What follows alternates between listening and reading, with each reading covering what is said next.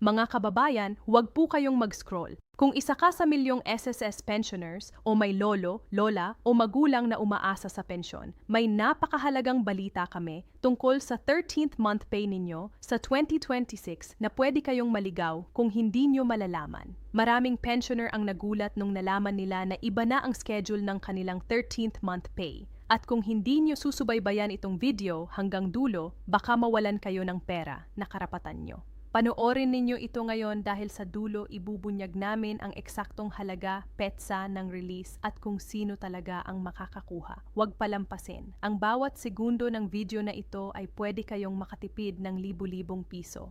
Mga kababayan, kung gusto nyo lagi kayong unang makaalam ng mga importanteng balita para sa mga SSS pensioner, dito sa channel lang kayo dapat. Ako mismo ang naglalabas ng mga updates at gabay para sa inyo at pareho nating siguradong hindi nyo maiwan ang anumang mahalagang detalye.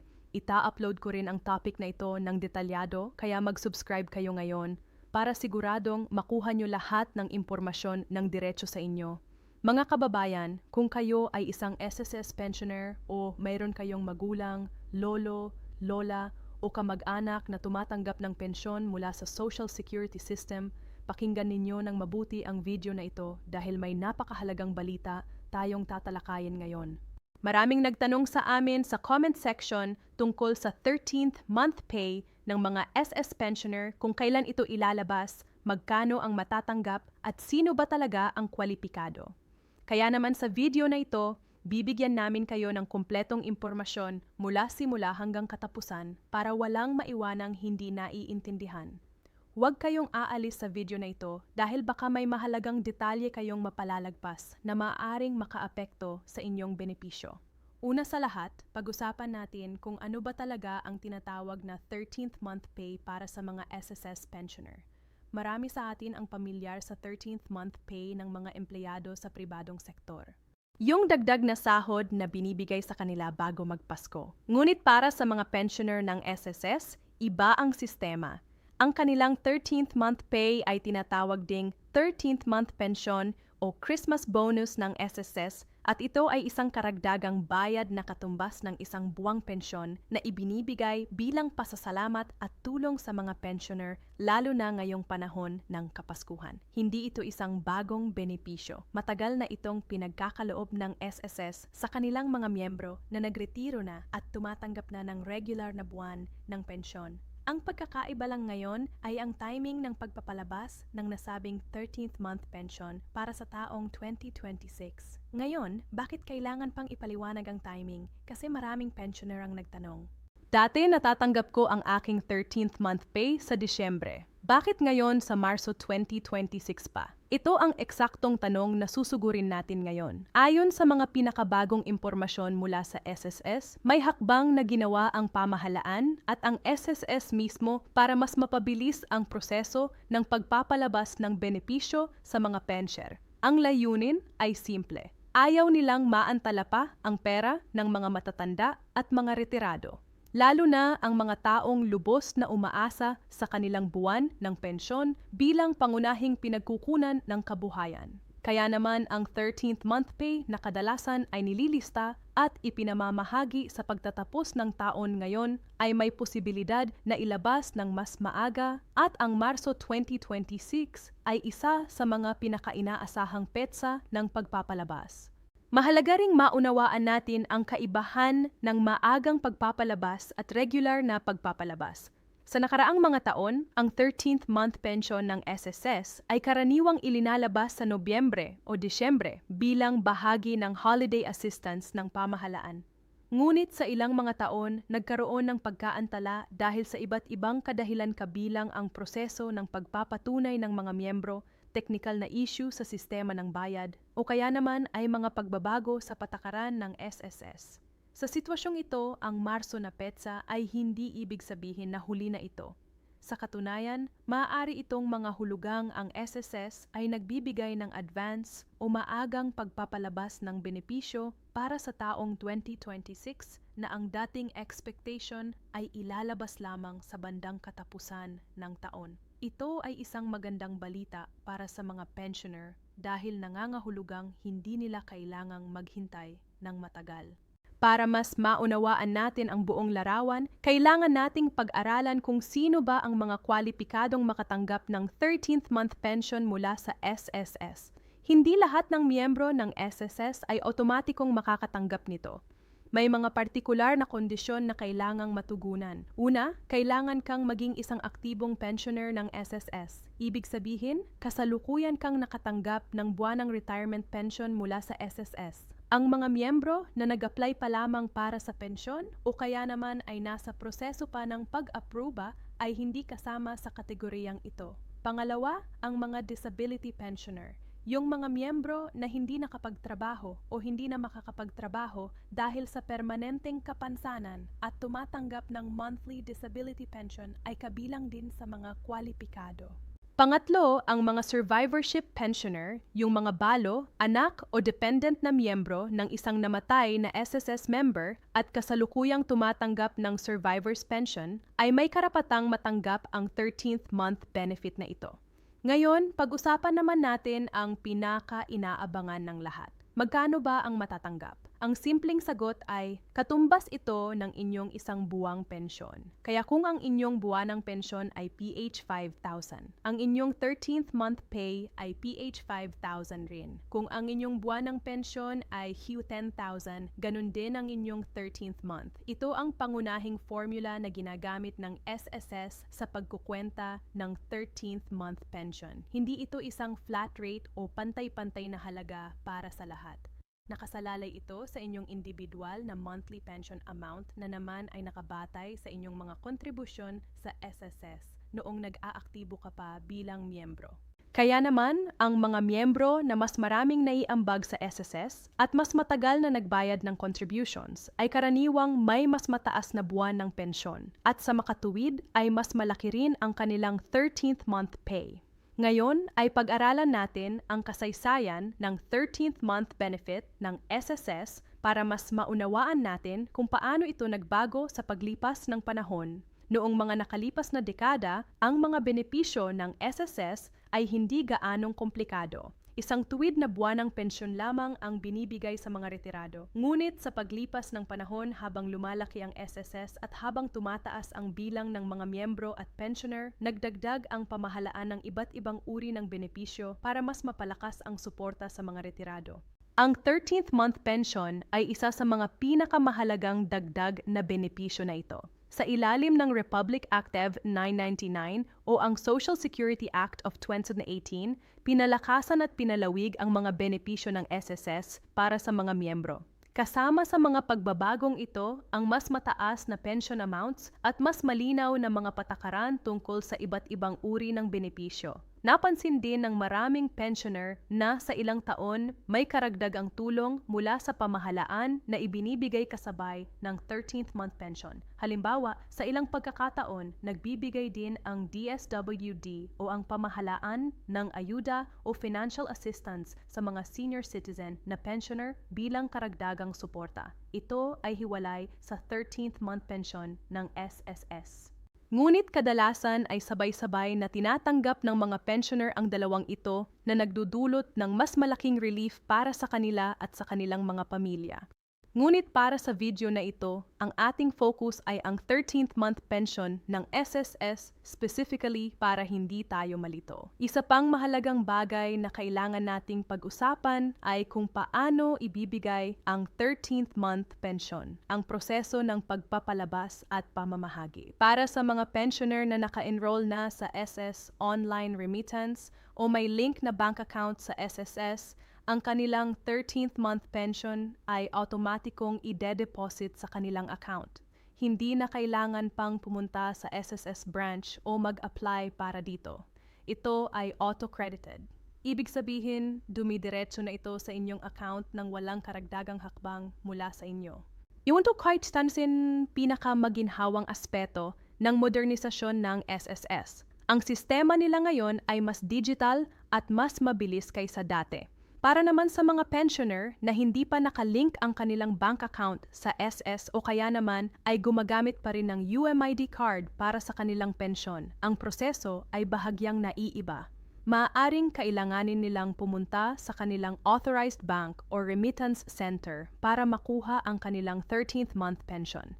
Mahalaga rin na matiyak na ang inyong contact information sa SSS, numero ng telepono, email address at home address ay updated at wasto para matanggap ninyo ang mga abiso at notifikasyon mula sa SSS tungkol sa inyong mga benepisyo. Kasama na ang 13th month pension. Ngayon, para sa mga pensioner na gumagamit ng SSS mobile app o may SSS account online, mayroong maginhawang paraan para matrack ang inyong pension disbursement. Sa pamamagitan ng app website, makikita ninyo ang kasaysayan ng inyong mga natatanggap, kung kailan nagre-credit ang inyong buwanang pensyon, at kung mayroon ng impormasyon tungkol sa 13th month pension payout. Lubos na inirerekomenda ng SSS na mag-register ang lahat ng kanilang pensioner sa online na sistema para mas madaling ma-access ang kanilang account information at ma-update ang kanilang personal na datos. Mahalaga ring pag-usapan ang tungkol sa mga pensioner na nasa probinsya o sa mga lugar na malayo sa mga SSS branches.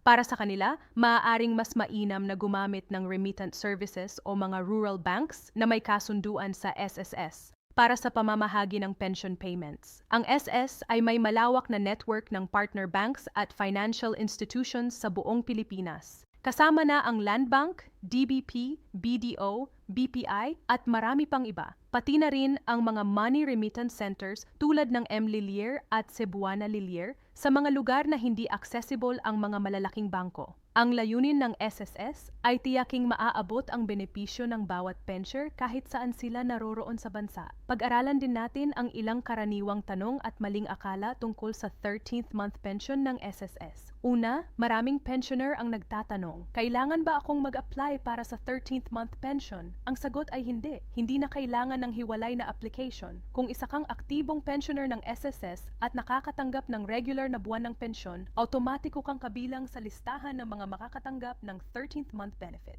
Ito ang isa sa mga pinakamagandang aspeto ng benepisyong ito. Automatic at walang karagdagang paperwork. Pangalawa, may mga nagtatanong. Apektado ba ang aking 13th month pensyon kung nagsimula pa lamang akong makatanggap ng pensyon ngayong taon? Ang sagot dito ay depende sa patakaran ng SSS sa partikular na taon. Sa ilang kaso, ang mga bagong pensioner na nagsimula makatanggap ng pensyon sa loob ng taon ay maaaring makatanggap ng prorated na 13th month benefit. Ibig sabihin, ang halaga ay proportional sa bilang ng mga buwang natanggap nila ang pensyon sa taong iyon. Sa ibang kaso naman, ang SSS ay nagbibigay ng buong 13th month benefit kahit sa mga bagong pensioner. Para sa eksaktong impormasyon tungkol dito, pinakamainam na direktang makipag-ugnayan sa SSS o bisitahin ang kanilang opisyal na website. Pangatlo, may mga pensioner na nagtatanong. Kung namatay ang aking asawa na pensioner bago mailabas ang 13th month pension, makukuha pa ba ito ng pamilya? Ito ay isang sensitibong tanong, ngunit mahalaga sa pangkalahatan. Ang mga benepisyo na dapat sana ay natanggap ng pensioner ngunit hindi natanggap dahil sa kaniyang pagpanaw ay maaaring maklaim ng mga designated na beneficiary o tagapagmana ng pensioner, ngunit may proseso na kailangang sundin para maklaim ito. Kailangan ng mga dokumento tulad ng death certificate, proof of relationship at iba pang papeles na hihilingin ng SSS. Para sa ganito pang uri ng sitwasyon, pinakamabuting personal na makipagkita sa SSS para sa tamang gabay. Ngayon, pag-usapan naman natin ang isang paksang mahalagang maunawaan ng mga pensioner at ng kanilang mga pamilya. Ang kaibahan ng SSS 13th month pension at ng GSI 13th month pension. Maraming tao ang nalilito sa dalawa dahil magkapareho ang pangalan ngunit magkaibang institusyon ang nangangasiwa sa kanila. Ang SSS or Social Security System ay para sa mga manggagawa sa pribadong sektor. Yung mga empleyado ng mga pribadong kumpanya, mga self-employed na individual, kasambahay at iba pa. Ang GSIS naman o Government Service Insurance System ay para sa mga empleyado ng pamahalaan, mga government workers tulad ng mga teacher, pulis, sundalo at iba pang government employees.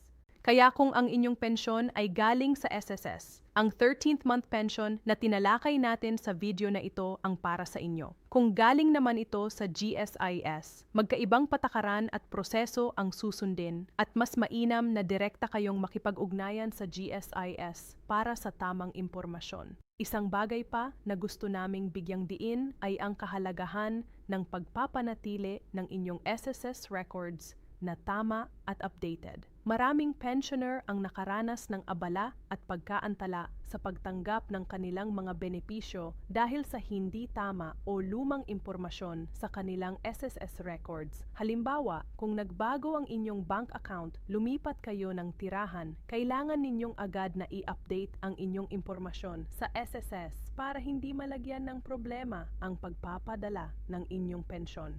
Ang SSS ay may online portal at mobile app kung saan maaari ninyong i-update ang inyong personal na impormasyon nang hindi na kailangang pumunta sa opisina. Ito ay napaka-convenient lalo na para sa mga matatanda na mahirap maglakad o maglakbay. Para sa mga nagtatanong kung paano mag-enroll sa online na serbisyo ng SSS, simple lang ang proseso. Una, kailangan ninyo ng inyong SSS number at isang aktibong email address. Pumunta sa opisyal na website ng SSS na nasa www.sss.gov.ph.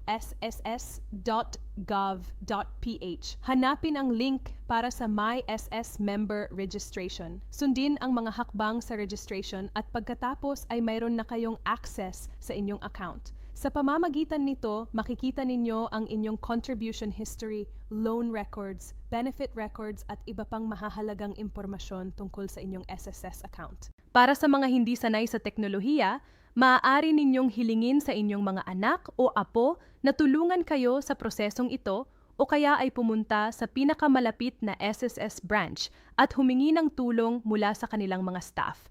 Isa sa mga bagay na maaaring magpabilis sa pagpapalabas ng 13th month pension ay ang pagiging handa ng SSS sa kanilang sistema. Sa nakaraang mga taon, namuhuna ng SSS sa modernisasyon ng kanilang teknolohiya at proseso para mas mabilis at mas mahusay na mapangasiwa ang milyon-milyong transaksyon ng kanilang mga miyembro at pensioner. Ang resulta nito ay mas mabilis na pagpapadala ng mga benepisyo, mas mabilis na processing ng mga claims at mas maginhawang serbisyo para sa lahat.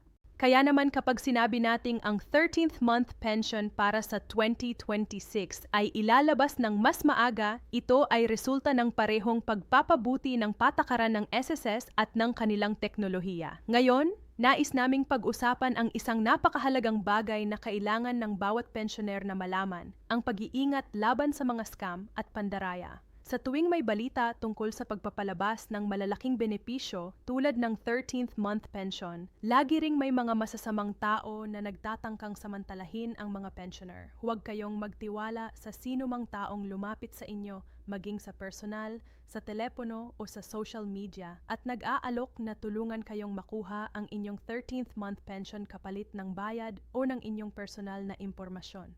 Ang lehitimong proseso ng SSS ay libre at hindi nangangailangan ng bayad para makuha ang inyong benepisyo. Huwag ding ibahagi ang inyong SSS number, password, OTP, one-time password o anumang personal na impormasyon sa sinuman na hindi kayo siguradong kinatawan ng SSS. Kung may nag-uulat sa inyo na kailangan ninyo ng medyasyon o tulong para makuha ang inyong pensyon kapalit ng komisyon, ito ay siguradong scam. Mas mainam na direkta kayong makipag-ugnayan sa SSS sa kanilang hotline o pumunta sa pinakamalapit na SSS branch. Bukod pa rito, nais naming paalahanan ang lahat ng pensioner na ang opisyal na SSS hotline ay 1455 para sa Metro Manila at mayroon din silang mga regional offices sa buong bansa. Ang kanilang opisyal na website ay www.ss.gov.p. At ang kanilang mga opisyal na social media accounts ay nakalista sa website na iyon. Anumang impormasyon na hindi nagmumula sa mga opisyal na channel na ito ay dapat suriin muna bago paniwalaan. Sa panahon ng social media, napakadali ng pagkalat ng maling impormasyon at dapat tayong maging maingat sa pagbabasa at pagbabahagi ng mga balita tungkol sa SSS benefits. Gusto rin naming pag-usapan ang kalagayan ng mga OFW pensioner, Yung mga miyembro ng SSS na nagtatrabaho o tumira na sa ibang bansa ngunit nagpapatuloy pa ring makatanggap ng kanilang SSS pension.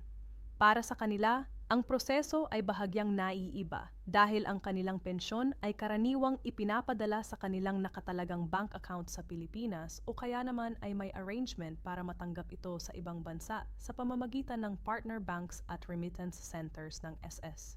Ang 13th month pension nila ay dapat ding otomatikong mailabas kasabay ng iba pang pensioner. Ngunit mahalagang tiyakin nila na ang kanilang SSS records ay naglalaman ng tamang bank account or remittance details para hindi malagyan ng abala ang pagtanggap ng kanilang benepisyo. Para sa mga pamilya ng mga pensioner, partikular na sa mga anak o kamag-anak na tumutulong sa kanilang matatanda, nais naming ibahagi ang ilang praktikal na payo. Una, tulungan ang inyong mga magulang o lolo at lola na i-update ang kanilang SSS records at tiyaking tama ang lahat ng impormasyon. Pangalawa, tulungan silang mag-enroll sa online na serbisyo ng SSS para mas madali nilang ma-monitor ang kanilang account. Pangatlo, ipaliwanag sa kanila ang tungkol sa mga posibleng scam at turuan silang maging maingat sa pagbabahagi ng personal na impormasyon. On pang-apat, samahan sila sa SSS branch kung kailangan nila ng tulong sa anumang proseso o transaksyon. Ang pakikilahok ng pamilya sa mga ganitong usapin ay malaking tulong hindi lamang sa mga matatanda kundi sa buong pamilya.